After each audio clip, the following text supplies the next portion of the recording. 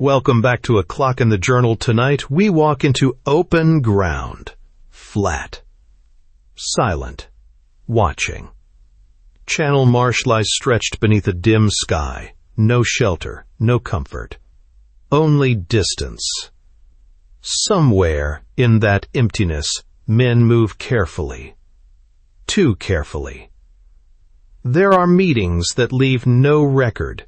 Signals that pass without a word, and plans laid in the quiet, where no one thinks to listen. Martin Hewitt does not chase noise.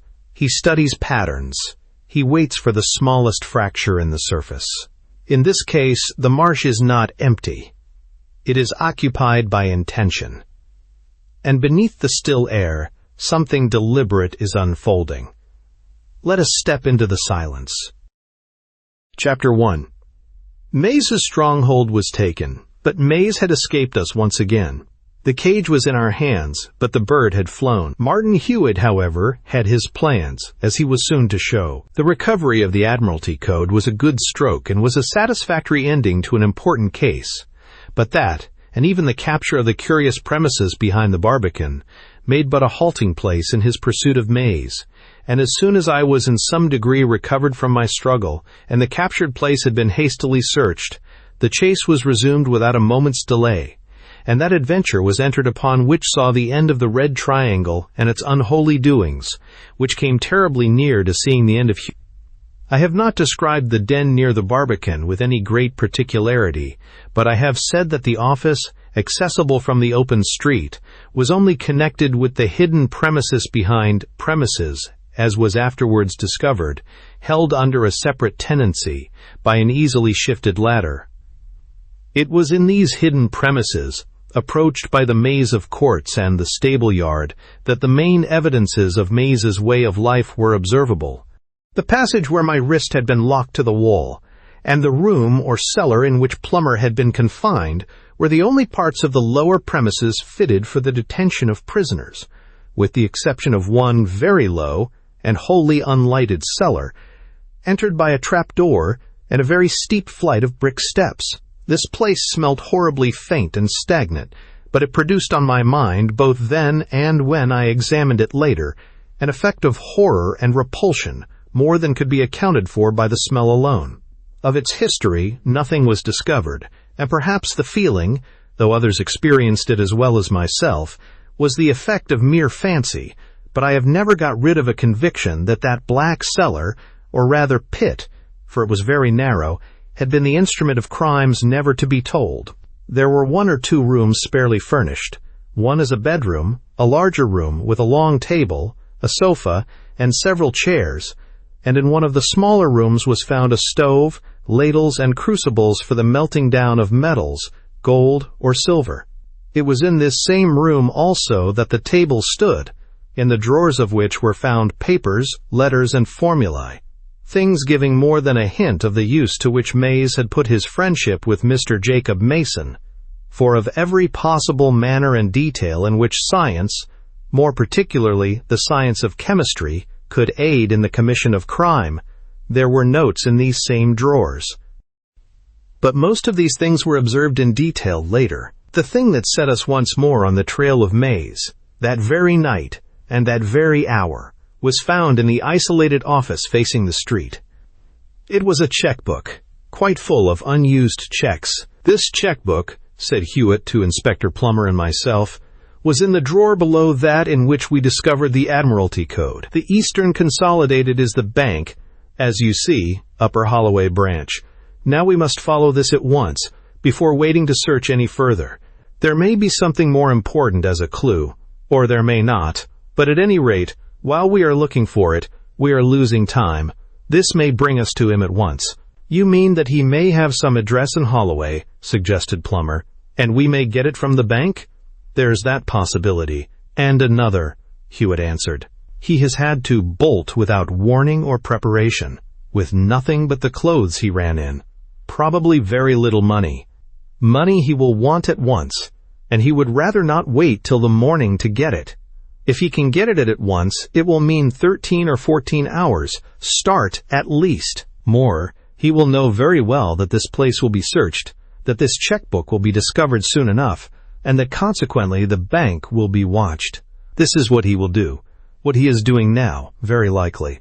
He will knock up the resident manager of that bank and try to get a check cashed tonight. I don't think that can be done, in which case he will probably try to make some arrangement to have money sent him.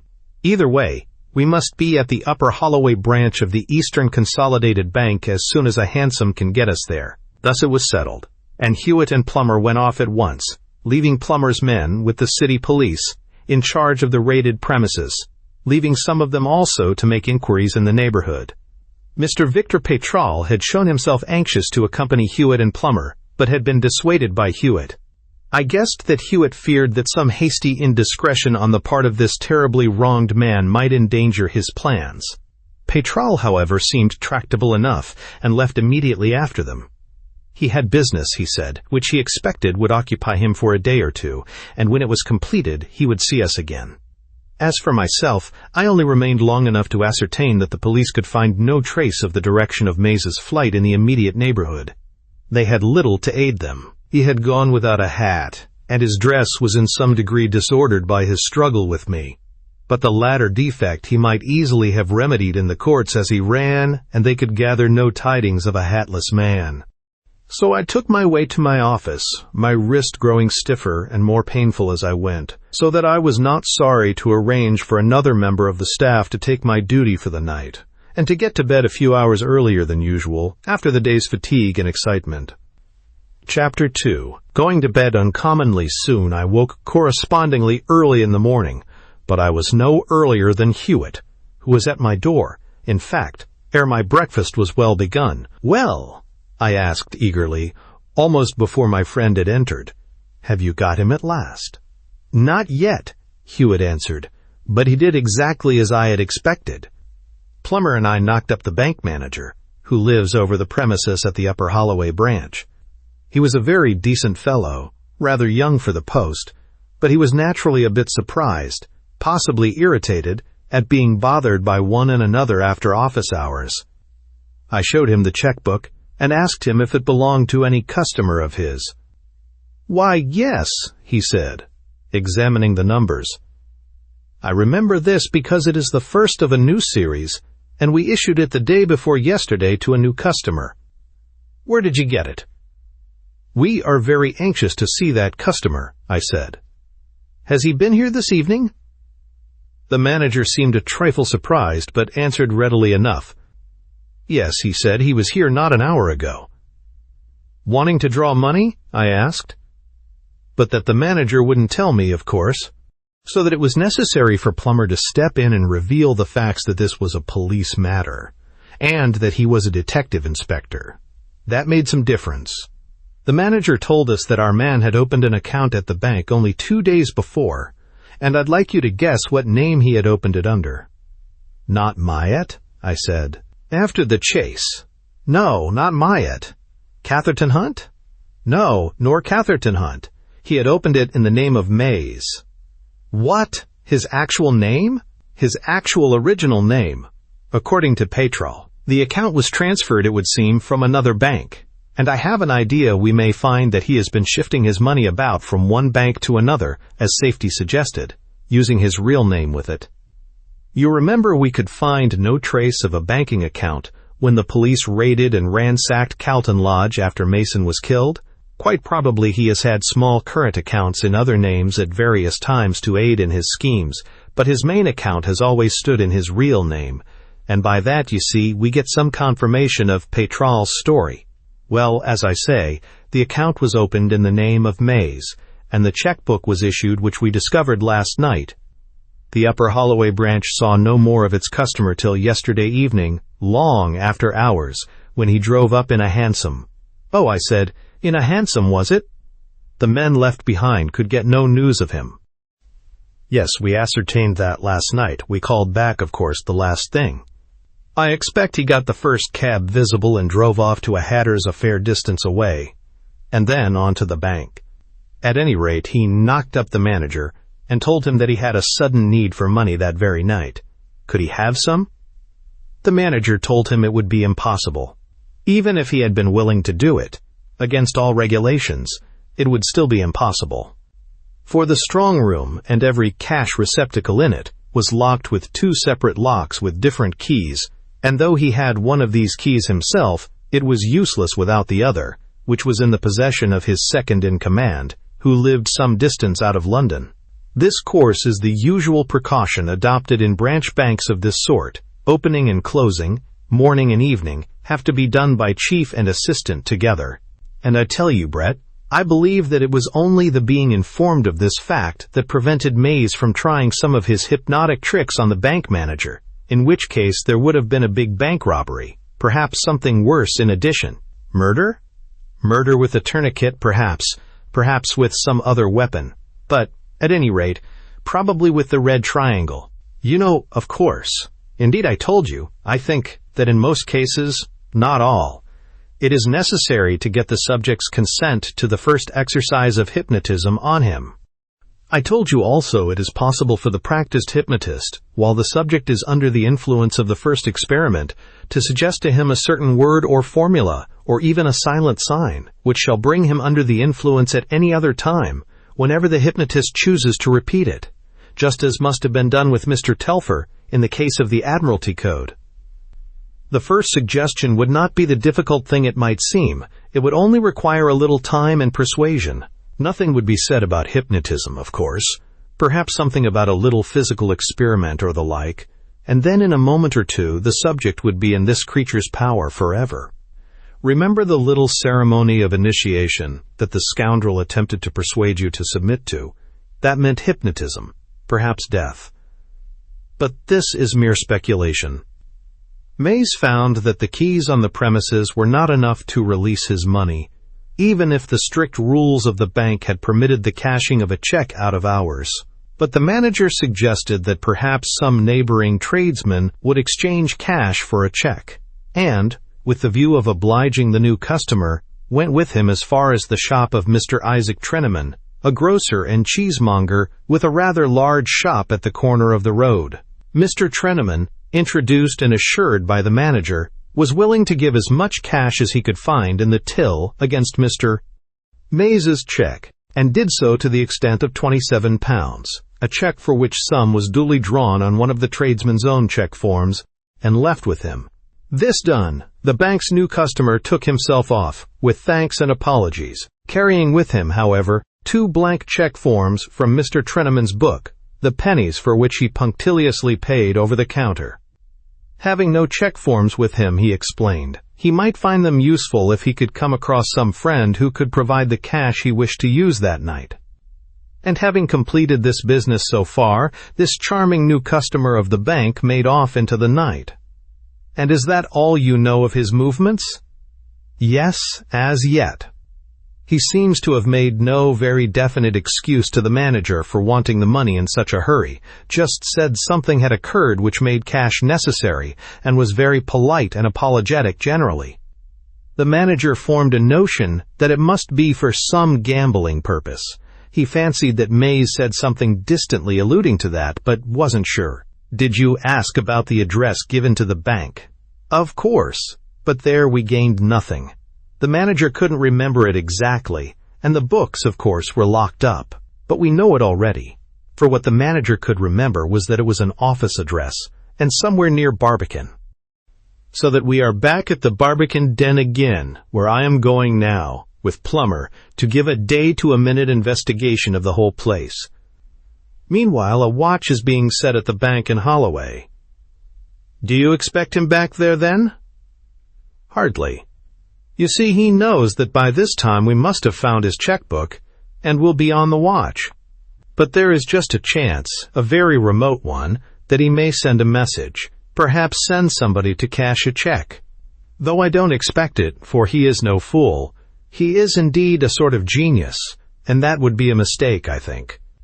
Still, he is bold, and that is where his money is, and he may make a dash at it. So a couple of Plummer's men are to be waiting there this morning in the manager's office, and if anybody comes from Mays, he will be detained.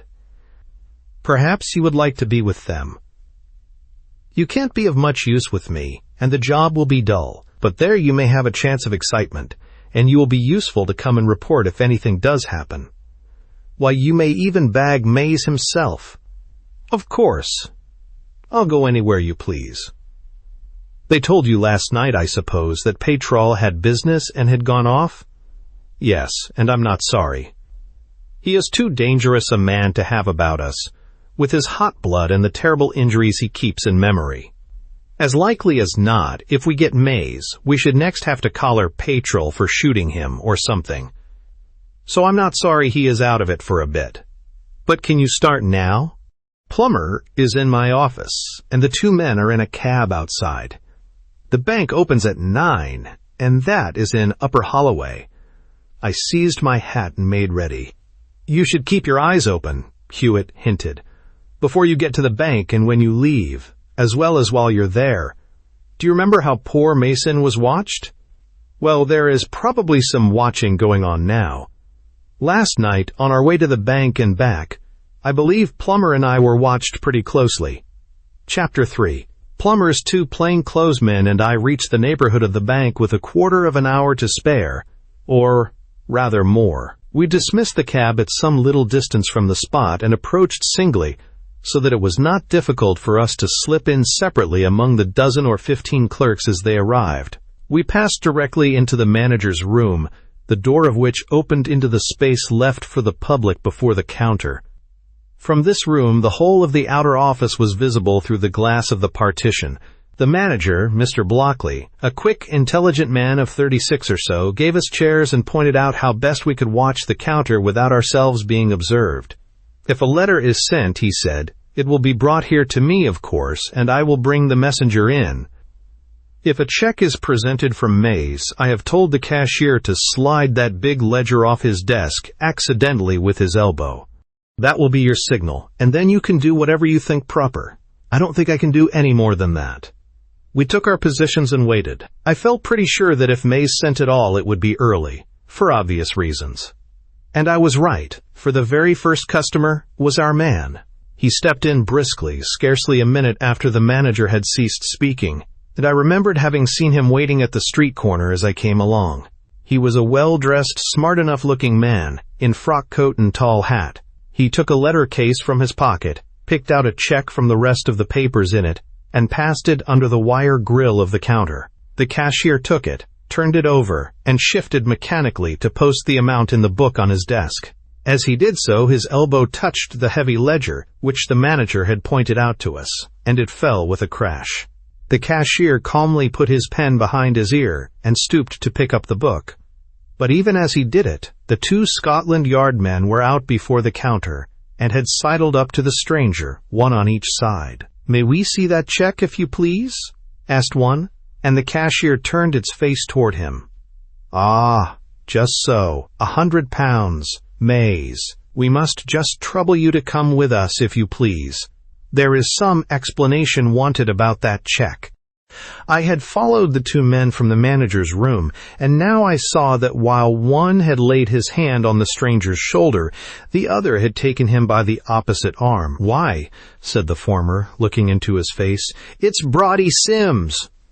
"All right," the man growled resignedly. "It's a cop. I'll go quiet." But as he spoke, I saw the free hand steal out behind him and pitch away a crumpled fragment of paper. One of the policemen saw it too, followed it with his eyes, and saw me snatch it up. "That's right, sir," he said. "Take care of that, and we'll have a cab, in case anything else drops accidentally. It's just a turning over, Brodie. That's what it is." I spread out the piece of paper, and was astonished to find inscribed on it just such another series of figures, in groups of 8, as was found in the cipher message in the case of the lever key. Here was a great find, a secret message as clear to me as to Mays himself, and as likely as not the scrap of paper that would hang him. I took one of the plainclothes men aside while the other kept his hold of Brodie Sims. "This is very important," I said. "It is a cipher message which Mr. Hewitt can read, or I myself, in fact, with a little time. Must you take it with you? If so, I'll make a copy now." "Well, sir, we're responsible, you see," the man said, "so I think we must take it. So perhaps you'd better make a copy, as you suggest." "Very well," I said. "That is done in a few seconds." You can take your man off, and I will go direct to Mr. Hewitt and Inspector Plummer with the copy. And with that I made the copy, which read thus: 23, 19, 15, 1, 9, 14, 9, 2, 28, 1, 2014, 14, 28, 14, 5, 12, 4, 9, 7, 5, 14, 3, 8, 18, 23, 0, 14, 1, 8, 22, 19, 14, 15, 21, 9, 0, 23, 22. It struck me to ask the manager if the check just presented were one of those procured from Mr. Treneman the night before, and I found that it was. Then I left the policemen with their prisoner and made for the nearest cab rank. This cipher message, no doubt conveying Mays's instructions to the man just captured, was probably of the utmost importance, and Hewitt must see it at once, and as the cab ambled along towards Barbican, I busied myself in deciphering the figures according to the plan of the knight's move in chess, as Hewitt had explained to me. I could only see 2 knots among the numbers, so plainly it was a longer message than the one then deciphered, one of 62 letters, in fact. I turned the figures into the letters corresponding in the alphabet, A for 1, B for 2, and so on, as Hewitt had done, and I arranged these letters in the squares of a roughly drawn chessboard so that they stood thus: WSOAINIBTHATNNTHNELDIGENCHRW0 NAHVIFARCEASNOUI0 TLRLUAF WTLIROERMLT. The letters thus set out to read off the message was a simple task enough in view of the key Hewitt. I began, as in the case of the lever key message, at the right-hand top corner, and taking the knight's move from B to E in the last square but one of the 3rd line, thence to A at the end of the 5th line, and so to T in the 7th line, and from that to R, 5th square and bottom line, U in 7th line, and so on, in the order shown by the lever key message, a copy of which I kept as a curiosity in my pocketbook. So I read the message through, and I set it down thus: Be at Ruin, Channel Marsh, tonight, 12.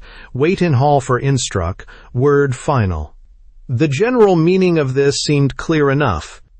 The man whom the policeman had recognized as Brodie Sims was to be at some spot, a ruined building it would seem, in a place called Channel Marsh, at midnight, there to wait in the hall for instructions. No doubt for instructions where to take the £100 he was to have got from the bank.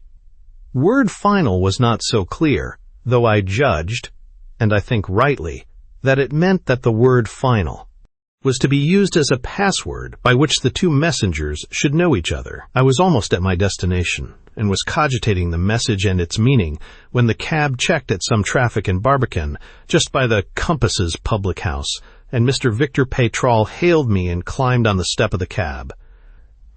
I was just going to see if Mr. Hewitt was at the place, he said, and if so, to ask him for news. But I am rather in a hurry, and perhaps you can tell me. We are on the track, I think, I answered, and I have just come across this, which I am taking to Hewitt, and with that I showed him my translation of the cipher, and gave him its history in 6 sentences. That's good, Pétrol answered. I don't know Channel Marsh, do you? But probably Mr. Hewitt does. I won't keep you any longer. I see you're hurrying, but I hope to see you again before long. He dropped off the step and disappeared, and the cab went on round the corner by the Compasses. I found Hewitt and Plummer in the office, where, on pretense of bookbindery, I had first seen Mays face to face the day before. They were near the completion of their examination of this office and all its contents, and soon would begin as systematically on the premises behind. I gave Hewitt my copy of the cipher message, and my translation with an exact account of how it had come into my possession. Martin Hewitt studied the message for a minute or two, and then relapsed into grave thought. So he sat for some little time, while Plummer left the room by the window and descended the ladder to speak with his men on guard below. Presently Hewitt looked up and said, "Brett, this message is most important, probably as important as you suppose it to be. But at the same time, I believe you have made a great mistake about it." "But I haven't misread it, have I?" "Is there any other way?" "No, you haven't misread it. You've read every word as it was intended to be read. but it is a very different thing from what you suppose it to be." "What is it, then?" Martin Hewitt put the paper on the table and looked keenly in my face. "It is a trap," he said. "It is a trap to catch me, unless I flatter myself unduly." I could not understand. "A trap?" I repeated. "But how? Why should Mays need to send his Confederate instructions by written note? We know the nature of his hold over his subordinates, and we know that it means personal communication. Also, the check was in Mays's own hands last night. More, Mays knows very well that I have read that cipher, has known it for some time. Otherwise, how could we have discovered the bonds in the case of the lever key? Also, Mays knows that we have his checkbook and know his bank. Didn't I assure you we were watched last night? I believe he knows all we have done. In such circumstances, he might risk his jackal's liberty by sending him on the desperate chance of cashing a check, but, knowing the risk, he would never have let him come with information on him. And least of all, would he have let him come carrying a vital secret written in that very cipher which he knows I read many weeks ago. And then see how that message, instead of being concealed, was positively brought to your notice. That man Brodie Sims is a cunning rascal, and the police know him of old as a skillful swindler and bill forger. A man like that doesn't get rid of a compromising scrap of paper by trundling it out under your nose just at the moment he is arrested, when the attention of everybody is directed to him. No, he would wait his opportunity, and then he would probably slip it into his mouth and swallow it. As it is, he would seem to have succeeded in dropping this paper full in your sight, with an elaborate pretense of secrecy. Now this is what has been done, Brett. That man has been sent to cash a check, with very little hope of success, or none, because the first move that Mays would anticipate on our part would be the watching for him and his checks at the bank in Upper Holloway. If by any chance the checks had been cashed, well and good, no harm would have been done, and then Mays could have gone on to arrange for drawing the rest of his balance, could probably have quite safely come himself to draw it. But if, on the other hand, as he fully anticipated, Sims was arrested, what then? Nothing was lost but a penny check form, and even Sims, though Mays would care nothing about that, could only be searched and then released, for the check was perfectly genuine, and there was no charge against him. But since he would certainly be searched, that cipher note was given him, with instructions to make a conspicuous show of attempting to get rid of it. Now that note was written in a cipher which Mays knew was as plain as print. To whom? To me. I am on his trail, and this note is deliberately flung in my way, open as the day, but with every appearance of secrecy. I am his dangerous enemy, and he knows it, as he told you, in fact, yesterday. If he can clear me away, he can take breath and make himself safe. The purpose of this note is to induce me to go, alone, to this place on Channel Marsh tonight at 12, in the hope of learning where to find Mays. There I am to be got rid of, murdered in some way, for which preparation will be made. Mays judges my character pretty well. He knows that, in such circumstances as he represents, Sims being kept away from his appointment, I should certainly go and take his place, and use his password to learn what I could. And Brett, that is precisely what I shall do. What? You will go? I exclaimed. But you mustn't. The danger. We'd better both go together. Hewitt smiled. Why not 40 of us? He said. No. Here is a chance of bagging our man, for, however I am to be arranged for, whether by shot, steel, or the tourniquet, I make no doubt it is Mays himself who is to do it. You shall come, however, you and Plummer at least. But we will not go in a bunch. You shall follow me and watch, ready to help when needful. This Channel Marsh is an empty, dark space between two channels of the Lea. It is among the Hackney marshes, lying between Stratford and Homerton, and I fancy there is a deserted house there, though I can't remember ever having seen it. Do you know it? No, not in the least. Well, I must reconnoiter today, and that with a lot of care. I think I told you I was convinced of being watched, and that is a thing you can't prevent in a place like London, if it is skillfully done. Now, Brett, you have done very well this morning.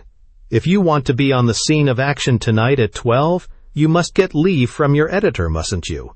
How's your wrist?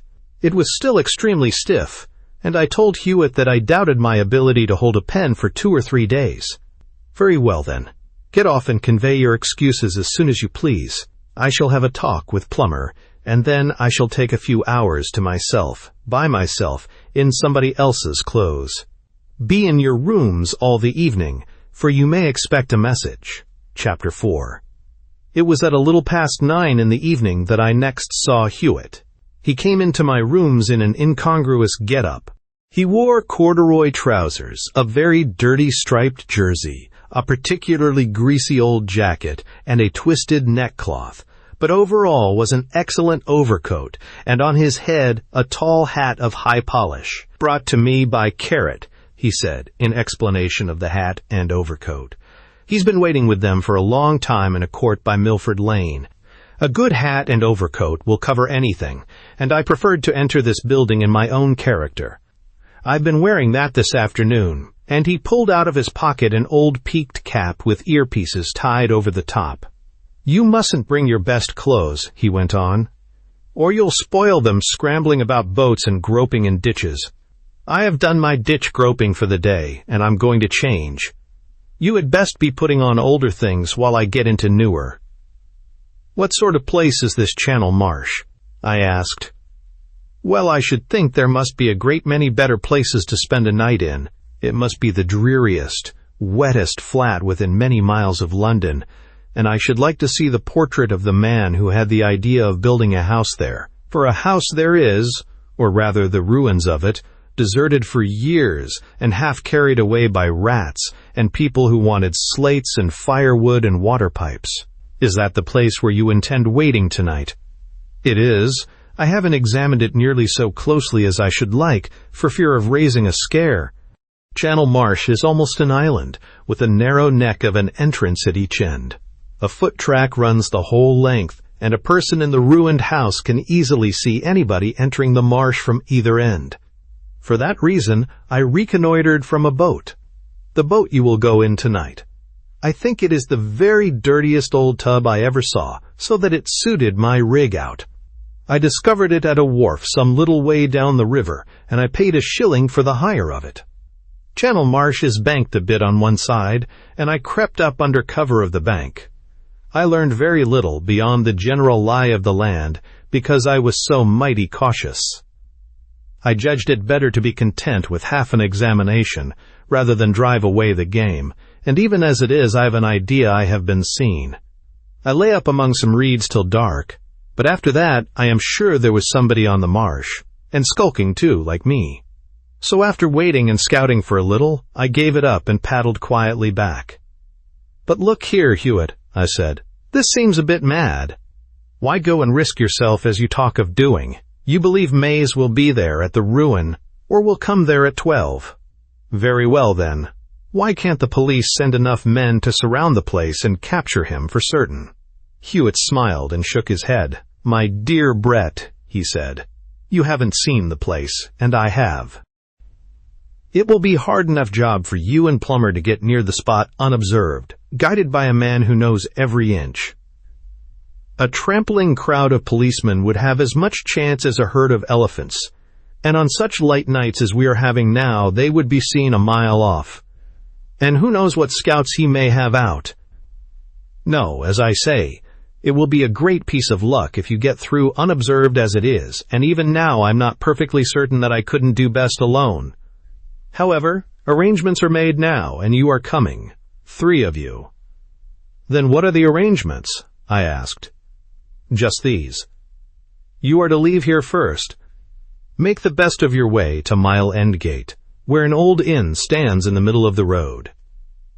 Go to the corner of the turning opposite this, at the south side of the road. At 11 o'clock, a 4-wheeler will drive up, with Plummer and one of his men in it. The man is one who knows all the geography of Channel Marsh, and he also knows exactly where to find the boat I used today. You will drive to a little way beyond Bow Bridge, and then Plummer's man will lead you to the boat. You had better scull and leave the others to look out. They will know what to do. You will pull along to a place where you can watch till you see me coming on to the marsh by the path. As soon as you see me, you will slip quietly along to a place the policeman will show you, close to the ruin, and watch again. That's all? I don't know whether or not you think it worthwhile to take a pistol. I certainly shall, but then I'm most likely to want it. Plummer will have one. I thought it well worthwhile, and I took my regulation Webley, a relic of my old volunteer captaincy. Then, by way of the Underground Railway, I gained the neighborhood of Mile End, and interested myself about its back streets till the time approached to look for Plummer's cab. Plummer was more than punctual. Indeed, he was 2 or 3 minutes before his time. The cab drew near the curb and scarcely stopped, so quickly did I scramble in. "Good," said Plummer. "We're well ahead of time. Mr. Hewitt quite right?" "Yes," I said. "I left him so an hour and a half ago at his office." And we sat silent while the cab rattled and rumbled over the stony road to Bow Bridge, and the shopkeepers on the way put up their shutters and extinguished their lights. Bow Bridge was reached and passed, and presently we stopped the cab and alighted. Here Stiles, Plummer's man, took the lead, and a little way farther along the road we turned into a dark and muddy lane on the left. We floundered through this for some 150 yards or so, and then suddenly drew in at an opening on the right. Here we stood for a few moments while our guide groped his way down toward the muddy water we could smell, rather than see, a little way before us. There were a few broken steps and a broad black thing, which was the boat. We got into it as silently as we could manage, and cast off. It was a clumsy, broad-beamed, leaky old conveyance, and that it was as dirty as Hewitt had described it I could feel as I groped for the sculls and got them out. The night was light and dark by turns, changing with the clouds. We shipped the rudder, and Stiles steered, or I should probably have run ashore more than once, for the banks were not always distinct, and the channel was narrow and dark. We passed the black forms of several factories with tall chimneys, and then drew out among the marshes, flat and gray, with wisps of mist lying here and there. So we went in silence for a while, till at last we drew in against the bank on the left and laid hold by a post at a landing place.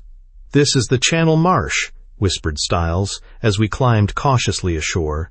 "We can't see the house very well from here, but there's where Mr. Hewitt will come through." Looking over the top of the low bank, we could discern a path which traversed the length of the marsh, entering it by a broken gate at a neck of land which we must have passed on our way. Here we crouched and waited.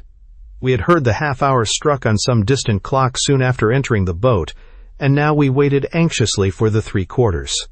So long did the time seem to my excited perceptions that I had quite decided that the clock must have stopped, or, at any rate, did not chime quarters when at last the strokes came, distant and plaintive, over the misty flats.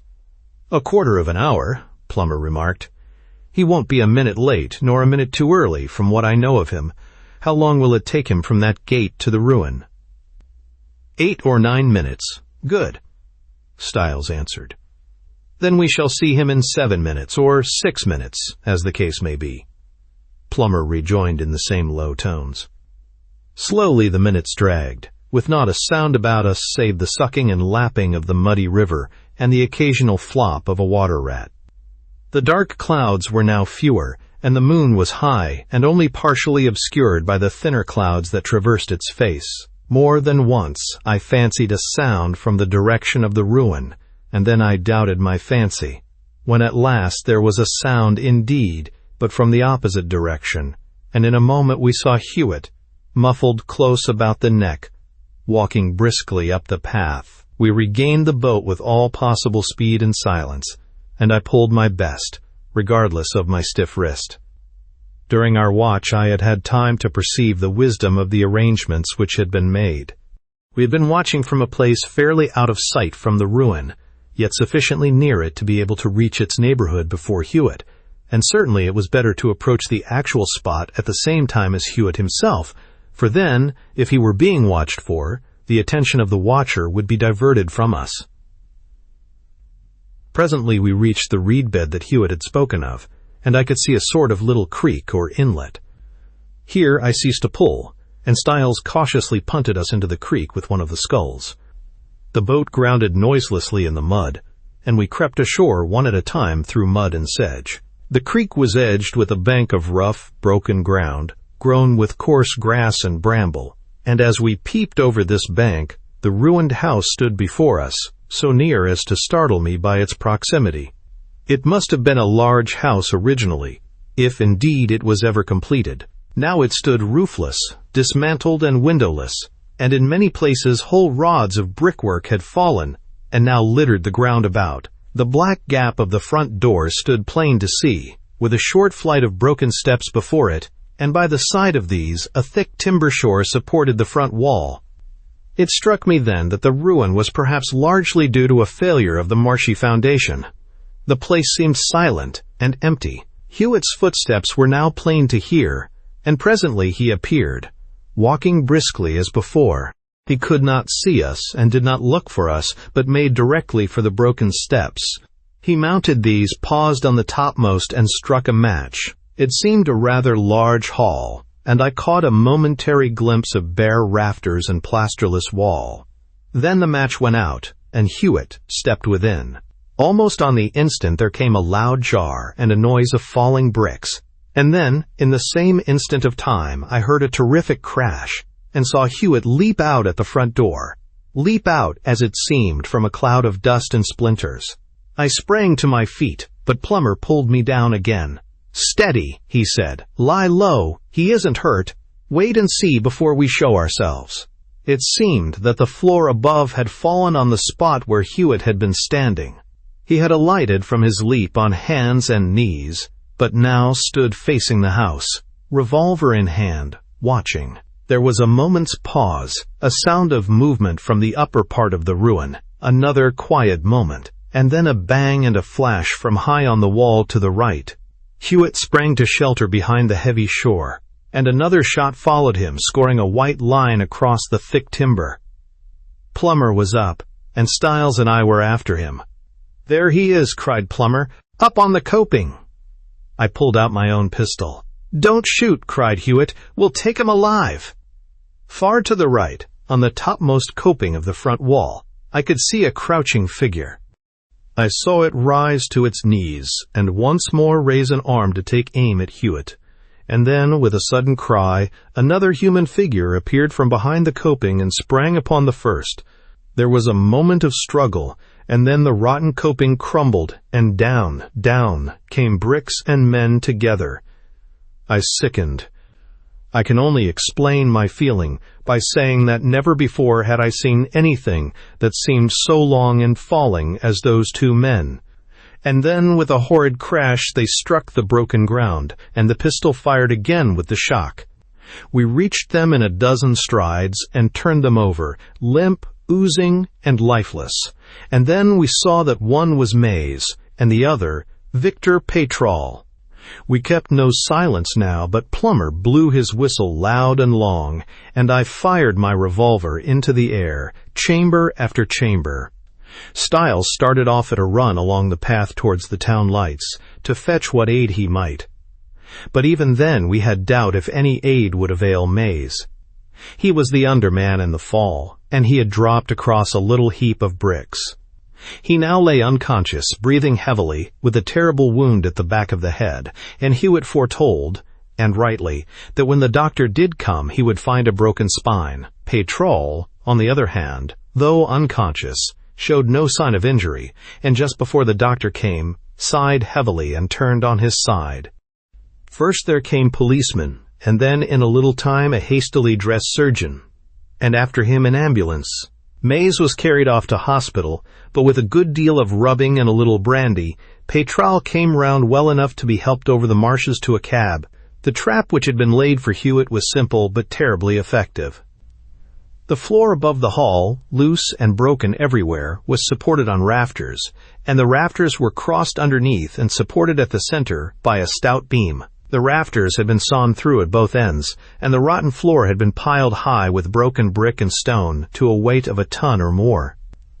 The end of a loose beam had been wedged obliquely under the end of the one timber now supporting the whole weight, so that a pull on the opposite end of this long lever would force away the bricks on which the beam rested and let the whole weight fall.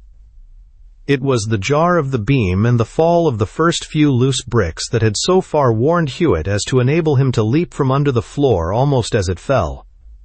Petrol's sudden appearance, when we had time to reflect on it, gave us a suspicion as to some, at least, of the espionage to which Hewitt had been subjected, a suspicion confirmed later by Petrol himself after his recovery from the shock of the fall. For fresh news of his enemy had reawakened all his passion, and since he alone could not find him, he was willing enough to let Hewitt do the tracking down, if only he himself might clutch Mays's throat in the end. This explained the business that had called him away after the Barbican stronghold had been captured. Finding both Hewitt and Plummer somewhat uncommunicative, and himself somewhat out of it, he had drawn off, and had followed Hewitt's every movement, confident that he would be led to his old enemy at last. What I had told him of the cipher message had led him to hunt out Channel Marsh in the afternoon, and to return at midnight. He, of course, regarded the message, as I did myself at the time, as a perfectly genuine instruction from Mays to Sims, and he came to the rendezvous wholly in ignorance as to what Hewitt was doing, and with no better hope than that he might hear something that would lead him in the direction of Mays. He had entered the marsh after dark from the upper end, and had lain concealed by the other channel till near midnight. Then he had crept to the rear of the ruin, and climbed to where an opening seemed to offer a good chance of hearing what might pass in the hall. He had heard Hewitt approach from the front, and the crash that followed. The rest we had seen. Chapter 5. Mays never recovered consciousness, and was dead when we visited the hospital the day after. Both skull and spine were badly fractured, and the very last we saw of the red triangle was the implement with which it had been impressed, which was found in his pocket. It was a small triangular prism of what I believe is called soapstone. It was perhaps 4 inches long, and the face at the end corresponded with the mark that Hewitt had seen on the forehead of Mr. Jacob Mason. It fitted closely in a leather case, in the end of which was a small, square metal box full of the red, greasy pigment with which the mark had been impressed. It was from Brodie Sims that we learnt the exact use and meaning of this implement, though he would not say a word till he had seen with his own eyes Mays lying dead in the mortuary. Then he gasped his relief and said, "That's the end of something worse than slavery for me. I'll turn straight after this." Sims's story was long, and it went over ground that concerns none of Hewitt's adventures, but what we learned from it was briefly this. It had been Mays's way to meet clever criminals as they left jail after a term of imprisonment. In this manner he had met Sims. He had made great promises, had spoken of great ideas which they could put into execution together, had lent him money, and then at last had initiated him, as he called it. He had put him to lie back in a chair, and had directed his gaze on the red triangle held in the air before him, and then the triangle had descended gently, and he felt sleepy, till at the cold touch of the thing on his forehead, his senses had gone. This was done more than once, and in the end the victim found that Mays had only to raise the triangle before him to send him to sleep instantly.